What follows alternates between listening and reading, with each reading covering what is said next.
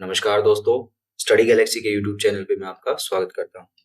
दोस्तों, आज के इस वीडियो में हम पढ़ने वाले हैं कि फ्रेज, क्लोज और सेंटेंस में क्या डिफरेंस होता है। तो आइए बिना किसी देरी के शुरू करते हैं आज का वीडियो। सबसे पहले पढ़ते हैं फ्रेज के बारे में। देखिए फ्रेज क्या होता है। Phrase a group of words which doesn't have a combination of a subject and a verb, it gives no complete sense. कहने का क्या मतलब हुआ कि जो फ्रेज होता है वो क्या होता है, ग्रुप ऑफ वर्ड्स है which doesn't have combination of a subject and verb, यानी कि सब्जेक्ट और वर्ब इन दोनों का कॉम्बिनेशन है वो फ्रेज नहीं होता है, लेकिन ग्रुप ऑफ वर्ड्स होना चाहिए। यानी कि ऐसा ग्रुप ऑफ वर्ड्स जिसके अंदर सब्जेक्ट और वर्ब का कॉम्बिनेशन तो नहीं होगा, लेकिन वो एक वर्ड्स का ग्रुप जरूर होगा। और and it gives no complete sense, और उसका कोई कंप्लीट सेंस भी नहीं निकलेगा। कहने का मतलब है, जैसे हम एग्जाम्पल के साथ समझते हैं, जैसे कि एग्जाम्पल लेके बता रहा हूं मैं आपको। गेट आउट, हम किसी को बोलते हैं गेट आउट, तो इसमें हम ये देख सकते हैं कि यहाँ पर एक वर्ब है गेट। ठीक है, ये गेट क्या है, एक वर्ब है, लेकिन इसमें यहाँ पर सब्जेक्ट नहीं है। तो इसका मतलब ये क्या हुआ कि एक फ्रेज है। फ्रेज क्यों है? क्योंकि एक ग्रुप ऑफ वर्ड्स है, इसके अंदर सब्जेक्ट वर्ब का कॉम्बिनेशन नहीं बन रहा है, सिर्फ एक वर्ब है, यहाँ पर सब्जेक्ट है नहीं। तो इस तरह से गेट आउट क्या हो गया है कि ये फ्रेज हो गया है। दूसरा एग्जाम्पल लेके समझा रहा हूं। एक क्लेवर बॉय, जैसे हम एक एग्जांपल लेते हैं इसका, तो इसमें क्या है, ये एक सब्जेक्ट तो है, लेकिन इसका क्या है, वर्ब नहीं है यहाँ पर। तो यहाँ पर भी क्या है, सब्जेक्ट वर्ब कॉम्बिनेशन नहीं बन रहा, तो इसका मतलब ये एक क्लेवर बॉय भी क्या हो गया, फ्रेज हो गया। और इन चीजों का कोई कंप्लीट सेंस भी नहीं निकल रहा है कि एक क्लेवर बॉय क्या, उसका क्या करे, गेट आउट किसको बोल रहे हैं, क्या किस वजह से बोल रहे हैं, तो एक कंप्लीट सेंस नहीं बन रहा है यहाँ पर। तो इन दोनों ही एग्जाम्पल में सॉरी इन दोनों ही एग्जाम्पल्स में सब्जेक्ट वर्ब का कॉम्बिनेशन नहीं है, तो ये क्या हो गए, फ्रेज हो गए। अब पढ़ते हैं क्लोज के बारे में। अब क्लोज क्या होती है, a group of words which has a combination of a subject and a verb and which may or may not give a complete sense. May or may not give, लेकिन क्या होगा, कॉम्बिनेशन होगा किसका, subject और verb का। यानी कि close जो होती है उसके अंदर सब्जेक्ट होगा एक और एक वर्ब होगी, उन दोनों का कॉम्बिनेशन जरूर मिलेगा, लेकिन कंप्लीट सेंस दे भी सकता है और नहीं भी दे सकता है। तो ये एग्जाम्पल के साथ इसको भी समझते हैं। जैसे एक एग्जाम्पल है यहाँ पर, although it was raining they played cricket. देखिए यहाँ पर दो क्लोजेज हैं। क्लोज के बारे में मैं एक अलग से वीडियो बनाऊंगा और उसमें अच्छे से समझाऊंगी कि क्लोज कितने प्रकार की होती है। पहले एक बार इस एग्जाम्पल के साथ बस इतना ही समझते हैं कि फ्रेज और क्लोज में क्या डिफरेंस होता है। अब देखिए ये क्या है, ऑल्दो इट वॉज रेनिंग, ये एक क्लोज है यहाँ पर, और दे प्लेड क्रिकेट यहाँ पर ये दूसरी क्लोज है। ठीक है, इस तरह की जो कॉम्बिनेशन होता है उसमें एक डिपेंडेंट क्लोज होती है और एक इंडिपेंडेंट क्लोज होती है। जैसे दे प्लेड क्रिकेट, ये एक इंडिपेंडेंट क्लोज है, क्योंकि इसका एक कंप्लीट सेंस बन रहा है। अगर मैं सिर्फ यहां तक ही लिखता कि दे प्लेड क्रिकेट, तो यहाँ पर क्या है, दे एक सब्जेक्ट है, प्लेड क्या है, एक वर्ब है, तो सब्जेक्ट वर्ब का कॉम्बिनेशन भी बन रहा है। ठीक है, और इसका एक सेंस भी निकल रहा है, तो ये क्या हो जाएगी, क्लोज हो जाएगी, क्योंकि इसमें एक कंप्लीट सेंस है। ये पूरी यहां से यहां तक जो क्लोज है, दे प्लेड क्रिकेट, ये अपने आप में ही एक इंडिपेंडेंट क्लोज है, ये अपने आप में एक पूरा सेंस दे रही है। यानी कि अगर मैं ऑल्दो इट वाज रेनिंग ये नहीं लिखता, तो भी दे प्लेड क्रिकेट का एक सेंस निकलता, और वो जो सेंस है वो किसके साथ है, सब्जेक्ट वर्ब के कॉम्बिनेशन के साथ है, तो वो क्या हो जाएगी, क्लोज हो जाएगी। और ग्रुप ऑफ वर्ड्स तो ये है ही, ग्रुप ऑफ वर्ड्स तो सब में ही होगा, फ्रेज में भी होगा, क्लोज में भी होगा, सेंटेंस में भी होगा। मेन डिफरेंस होता है सब्जेक्ट वर्ब का कॉम्बिनेशन। सब्जेक्ट वर्ब का कॉम्बिनेशन अगर नहीं है तो वो फ्रेज हो जाता है। सब्जेक्ट वर्ब का कॉम्बिनेशन है, लेकिन सेंस आ रहा है, नहीं आ रहा है, और जो सेंस आ रहा है वो किस पे डिपेंड होके आ रहा है, तो वहां से पता चलेगा कि क्लोज है या सेंटेंस है। वैसे ज्यादातर क्लोजेज सेंटेंस के साथ ही कंप्लीट होती है। जैसे कि अगर मैं इन दोनों क्लोज को लिखता हूं तो ये क्या बन जाता है, पूरा का पूरा एक सेंटेंस भी बन रहा है। ठीक है, यानी कि क्लोज वन और ये क्लोज टू है, ये दोनों मिलकर ही एक सेंटेंस का निर्माण कर रही है। तो इस तरह से कंप्लीट सेंस कब निकल रहा है, जब ये दोनों क्लोज मिल जाती है। हालांकि ये जो दे प्लेड क्रिकेट वाला है, ये क्लोज है, ये अपने आप में कंप्लीट सेंस निकाल रही है, लेकिन यहाँ पर एक क्लोज बच जाती है, ऑल्दो इट वाज रेनिंग। अगर मैं सिर्फ इतना ही लिखता हूँ, ऑल्दो इट वाज रेनिंग, और यहीं पर छोड़ देता हूँ, तो एक मन में डाउट रह जाता है कि although it was raining, house के आगे क्या? अगर मैं यहाँ पर ये दे प्लेड क्रिकेट नहीं लिखता हूँ और सिर्फ इतना ही लिख के छोड़ देता हूँ, ऑल्दो इट वाज रेनिंग, तो एक कंप्लीट सेंस नहीं निकल रहा है। यहाँ पर ये क्लोज तो है, ठीक है, तो यहाँ पर ये बात हो जाएगी कि क्लोज तो है, क्लोज क्यों है? इट देखिए, इट वाज रेनिंग, तो यहाँ पर सब्जेक्ट वर्ब कॉम्बिनेशन है, क्योंकि क्या है, इट एक सब्जेक्ट है और वॉज रेनिंग वर्ब हो गई यहाँ पर, तो सब्जेक्ट वर्ब का तो कॉम्बिनेशन है, लेकिन कंप्लीट सेंस नहीं आ रहा है, तो ये क्लोज हो गई। और क्लोज कौन सी होगी? डिपेंडेंट, यानी कि किसी के दूसरी क्लोज पे डिपेंड करती है। इसका पूरा का पूरा भाव निकलने पे तभी पता चलेगा हमें कि ये क्या भाव निकल रहा है। तो दूसरे वाली जो क्लोज है, दे प्लेड क्रिकेट, ये अपने आप में इंडिपेंडेंट क्लोज है। They played cricket although it was raining, तो अब ये पूरा कंप्लीट सेंस दे रहा है। तो इस तरह से C1 और C2 क्या हो जाएंगे? दो डिपेंडेंट और इंडिपेंडेंट क्लोज का कॉम्बिनेशन, जो कि एक सेंटेंस का निर्माण कर रहा है। अब बढ़ते हैं सेंटेंस की तरफ। देखिए, सेंटेंस भी क्या है? A group of words which has a combination of a subject and a verb and gives a complete sense, यानी कि जहां कंप्लीट सेंस आ जाए वो क्या है? सेंटेंस है। ग्रुप ऑफ वर्ड्स है यहाँ पर, ठीक है, यहाँ पर ही क्या है? एक सब्जेक्ट है, प्लेस क्या है? वर्ब है, तो यानी कि सब्जेक्ट वर्ब का कॉम्बिनेशन बन गया है, कंप्लीट सेंस भी दे रहा है, तो ये क्या हो गया? सेंटेंस हो गया। तो मोटा मोटे तौर पे हमने क्या समझा कि जो फ्रेज होता है वो ग्रुप ऑफ वर्ड्स होता है, लेकिन सब्जेक्ट वर्ब कॉम्बिनेशन नहीं होता। क्लोज है, सब्जेक्ट वर्ब कॉम्बिनेशन होगा, सेंस निकल सकता है और ना भी निकले, और जब सेंस निकल जाए तो वो अपने आप में क्या बन जाएगा? सेंटेंस बन जाएगा। तो एक तरह से जो सेंटेंस होता है वो क्या है? फ्रेज और क्लोज का कॉम्बिनेशन होता है। अब इनको हम एक एक करके पढ़ते हैं। फ्रेज क्या होता है और उसके कितने टाइप्स होते हैं। अब देखिए, common types of A phrase. सबसे पहला टाइप है नाउन फ्रेज। नाउन फ्रेज, अब फ्रेज हमने क्या पढ़ा था? ग्रुप ऑफ वर्ड्स, यानी कि ग्रुप ऑफ वर्ड्स होना चाहिए। The owner of the dog, example ले रहे हैं the owner of the dog का, तो यहाँ पर क्या ग्रुप ऑफ वर्ड्स है?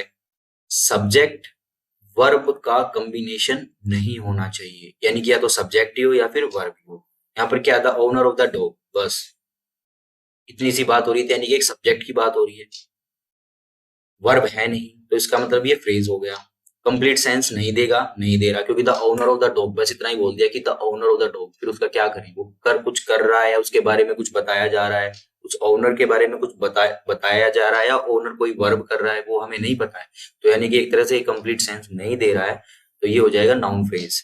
और बाकी इसके एग्जाम्पल हम जैसे और भी दे सकते हैं, जैसे a young boy, hot and humid weather, small wooden house. Group of words है, देखिए यहाँ पर सब में ग्रुप ऑफ वर्ड्स है, सिंगल वर्ड से कोई भी वो नहीं बना हुआ है फ्रेज, तो ग्रुप ऑफ वर्ड्स है, सब्जेक्ट वर्ब कॉम्बिनेशन है नहीं, सब में ये एक सब्जेक्ट है, तो ये फ्रेज हो गया और कंप्लीट सेंस भी नहीं दे रहा है ये।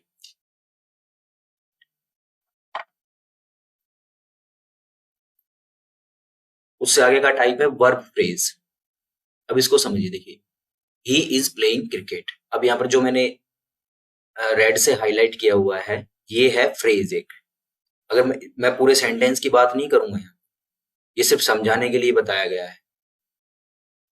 अब इस सेंटेंस में इज प्लेइंग एक फ्रेज है, ही इज प्लेइंग क्रिकेट एक सेंटेंस है, और उस सेंटेंस के अंदर ये क्या है? फ्रेज है। जैसे यहाँ पर लिखा हुआ ही इज प्लेइंग क्रिकेट, तो ये क्या हो जाएगा? एक इज प्लेइंग इसमें फ्रेज हो जाएगा। अगर देखिए मैं यहाँ पर लिखता हूं ही प्लेज क्रिकेट, तो अब ये बताइए कि सिर्फ मैं इसकी बात करूंगा, क्या ये फ्रेज है? क्या ये फ्रेज हो सकता है? ये फ्रेज नहीं हो सकता। क्यों नहीं हो सकता? अब ये देखिए सिर्फ वर्ब है, सिर्फ मैं इसको हटा देता हूँ यहाँ से और इसको भी हटा देता हूँ, प्लेज मैं लिख देता हूँ प्लेज, ये तो कंप्लीट सेंस तो नहीं दे रहा ये, और ना ये सब्जेक्ट वर्ब का कॉम्बिनेशन है, तो ये फ्रेज होना चाहिए? नहीं होना चाहिए। क्यों नहीं होना चाहिए? क्योंकि ये ग्रुप ऑफ वर्ड्स नहीं है, ये एक सिंगल वर्ड है। यहाँ पर भी हमें ध्यान देना होगा, तो हमें तीनों कंडीशन फुलफिल करनी पड़ेगी। एक ग्रुप ऑफ वर्ड्स होना चाहिए, सब्जेक्ट वर्ब का कॉम्बिनेशन होना चाहिए, और एक कंप्लीट सेंस नहीं होना चाहिए।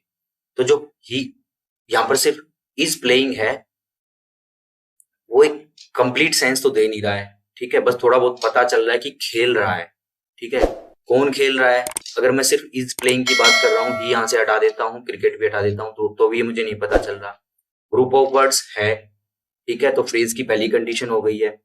दूसरी कंडीशन है सब्जेक्ट वर्ब की कॉम्बिनेशन नहीं होना चाहिए, तो इज प्लेइंग के बारे में ही बात कर रहा हूँ, फिर बार बार कह रहा हूँ इस बात को।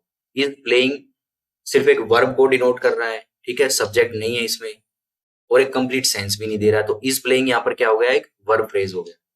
दूसरा एग्जांपल है आई कैन गो देयर, यहाँ पर भी दो वर्ड्स का कॉम्बिनेशन है, कैन और गो, बस कैन यहाँ पर वर्ब है, हेल्पिंग वर्ब है कैन, और गो यहाँ पर क्या हो गई, मेन वर्ब हो गई, तो सिर्फ वर्ब्स हैं ये दोनों। तो अगर मैं कैन और गो की बात करूं तो यहाँ पर एक फ्रेज बन रहा है, she has been reading a book since morning, तो यहाँ पर क्या हो रहा है, हैज बीन एक हेल्पिंग वर्ब हो गई, ठीक है, रीडिंग भी वर्ब हो गई, ठीक है, तो हैज बीन रीडिंग, सिर्फ इतने अगर मैं बात करूं यहाँ पर इस फ्रेज की, तो ये अपने आप में एक फ्रेज, और कौन सा फ्रेज है, वर्ब फ्रेज है, क्योंकि ये काम को डिनोट कर रहे हैं ये फ्रेज, इन सब में वर्ब आई हुई है, हेल्पिंग वर्ब या मेन वर्ब, इन दोनों से ही बना हुआ है, तो इसलिए क्या हो गया, वर्ब फ्रेज। आगे है एडजेक्टिव फ्रेज। अब देखिए, a person who is rich, यहाँ पर हु इज रिच एक ग्रुप ऑफ वर्ड्स हो गया, ठीक है, किसके बारे में बात हो रही है, एक पर्सन के बारे में बात हो रही है, ठीक है, लेकिन अगर मैं सिर्फ हु इज रिच इन तीन वर्ड्स के बारे में बात करूंगा, तो इन तीन वर्ड्स में सब्जेक्ट नहीं है, ठीक है, ना ही कोई वर्ब है, ठीक है, मेन वर्ब है यहाँ पर इज है, लेकिन हम इसको एक एडजेक्टिव के तौर पे लेंगे, क्योंकि ये फ्रेज के बारे में बात कर रहे हैं हम, अभी हम इसके इन तीनों चीजों के बारे में बात कर रहे हैं, इनको इनका कॉम्बिनेशन है जो, तो ये तीनों का कॉम्बिनेशन एक तरह से क्या किसका काम कर रहा है, एडजेक्टिव का काम कर रहा है, किसकी विशेषता बता रहा है, किसी पर्सन की विशेषता बता रहा है। तो एक तरह से अगर अगर हम इस सेंटेंस के अंदर फ्रेज निकालेंगे, तो हु इज रिच क्या है, एक फ्रेज है, और वो क्या है, एडजेक्टिव फ्रेज है। क्यों, क्योंकि वो किसी की विशेषता बता रहा है। फ्रेज क्यों है, क्योंकि ये ग्रुप ऑफ वर्ड्स है, तीन वर्ड्स है, ठीक है, और इन तीनों में क्या है, सब्जेक्ट वर्ब कॉम्बिनेशन भी नहीं बना, तो क्या हो गया, ये फ्रेज बन गया, और कौन सा फ्रेज हो गया, adjective phrase. The girl in the red, यानी कि जो लड़की रेड वस्त्र पहने हुए है उसके बारे में बात हो रही है, तो इन द रेड ये एक एडजेक्टिव फ्रेज का काम करेगा, ग्रुप ऑफ वर्ड्स है, सब्जेक्ट वर्ब कॉम्बिनेशन नहीं है, और complete sense in the red में नहीं दे रहा है, ऐसे ही एक्सट्रीमली हैप्पी एडजेक्टिव फ्रेज हो जाएगा। अब बढ़ते हैं आगे वाली फ्रेजेस की तरफ।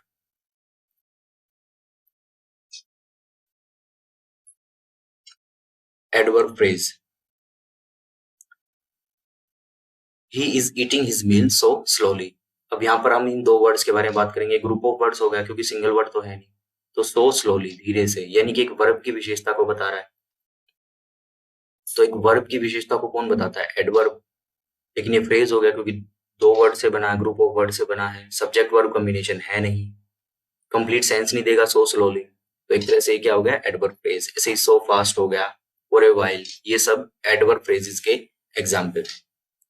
प्रीपोजिशनल फ्रेज, यहाँ पर under, by, with a view, तो अंडर, बाय, विद, ये तीनों क्या है, प्रीपोजिशंस है, प्रीपोजिशंस हैं, लेकिन किसके साथ आई है, दूसरे वर्ड्स के साथ आई है, तो ग्रुप ऑफ वर्ड्स भी हो गया।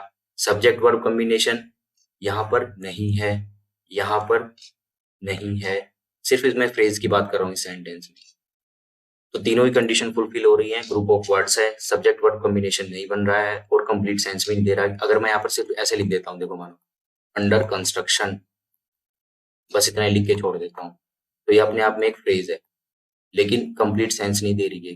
कौन है अंडर कंस्ट्रक्शन, किसके बारे में बात हो रही है, अंडर कंस्ट्रक्शन कुछ भी हो सकता है, बिल्डिंग हो सकती है, अगर बिल्डिंग है तो फिर उसका क्या करें फिर हम, तो यहाँ पर कंप्लीट सेंस नहीं दे रहा है, लेकिन ग्रुप ऑफ वर्ड्स है। ऐसे ही by force group of words है, कंप्लीट सेंस नहीं दे रहा है, सब्जेक्ट वर्ब का कॉम्बिनेशन नहीं है, तो इसको बोलेंगे प्रीपोजिशनल फ्रेज, क्योंकि इसमें प्रीपोजिशंस का यूज हुआ है, अंडर, बाय और विद।